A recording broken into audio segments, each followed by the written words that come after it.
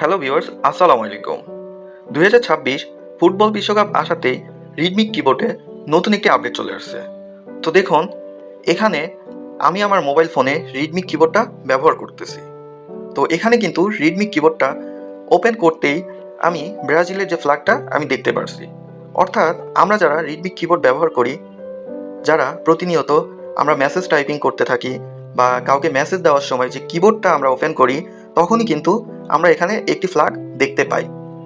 অর্থাৎ 2026 ফুটবল বিশ্বকাপে প্রতিদিন যে দল বা যে টিমের খেলা চলতেছে সেই ফ্ল্যাগটা কিন্তু এখানে কিবোর্ডের উপরে শো করে।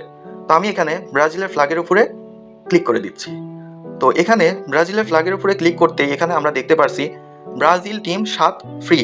অর্থাৎ ফ্রিতেই আপনারা ব্রাজিল টিমের যে নেইমারের ছবিটা কিবোর্ডের ব্যাকগ্রাউন্ডে সেট করতে পারবেন। তারপরে দেখুন, এখানে ডান সাইডে আরেকটি অপশন আছে কি ব্যাকগ্রাউন্ড। এখানে কি ব্যাকগ্রাউন্ডটা আমি ওপেন করলাম। ওপেন করতেই যে কি ব্যাকগ্রাউন্ডগুলো এখানে ভেসে উঠছে বা কি ব্যাকগ্রাউন্ডগুলো এখানে শো করতেছে। আবার কি ব্যাকগ্রাউন্ডটা অফ করে দিলে দেখুন কি ব্যাকগ্রাউন্ডের অপশনটা বা কি ব্যাকগ্রাউন্ডগুলো কিন্তু আর দেখা যাচ্ছে না। তারপরে এখানে আপনারা যে নেইমারের ছবিটা ব্যাকগ্রাউন্ডে রাখার জন্য নিচে দেখুন সেট করুন, এখানে আপনারা সেট করুন এই অপশনে ক্লিক করে দিবেন। এই অপশনে ক্লিক করতেই আপনাদের সামনে এমন একটি ইন্টারফেস চলে আসবে। আপনার পছন্দের থিম সেট করুন। দেখুন, উভয় মোডের জন্য সেট করুন, শুধু লাইট মোডের জন্য সেট করুন, শুধু ডার্ক মোডের জন্য সেট করুন। আপনাদের যে অপশনটা ভালো লাগবে সেই অপশনটা আপনারা সেট করে দিবেন। এখানে আমি উভয় মোডের জন্য সেট করুন এই অপশনটাতে ক্লিক করে দিলাম। দেখুন, এখানে থিমটি সেট করা হয়েছে। উপভোগ করুন নতুন থিম।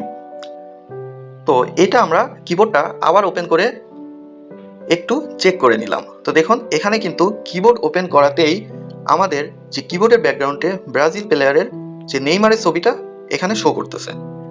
তারপরে এখানে কিন্তু আপনারা যে বর্তমানে ফুটবল বিশ্বকাপের যে দল আপনারা সমর্থন করেন বা যে প্লেয়ারকে ভালো লাগে সেটা কিন্তু আপনাদের ফ্রিতে রিডমি কিবোর্ডের ব্যাকগ্রাউন্ডে সেট করতে পারবেন।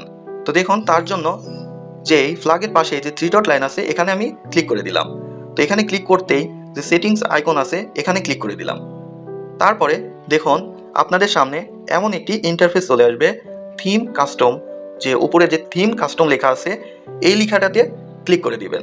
তো এই লেখাটাতে ক্লিক করতে যে থিম কাস্টমের যেই ক্লিক করতেই এরকম একটি ইন্টারফেস আপনারা দেখতে পারবেন। তো এখানে আমার থিমগুলো আমি কিন্তু বর্তমানে যে ব্রাজিল টিম 7 এটাতে কিন্তু আমরা এই নেইমারের ছবিটা আমাদের কিবোর্ডে ব্যাকগ্রাউন্ডে সেট করলাম।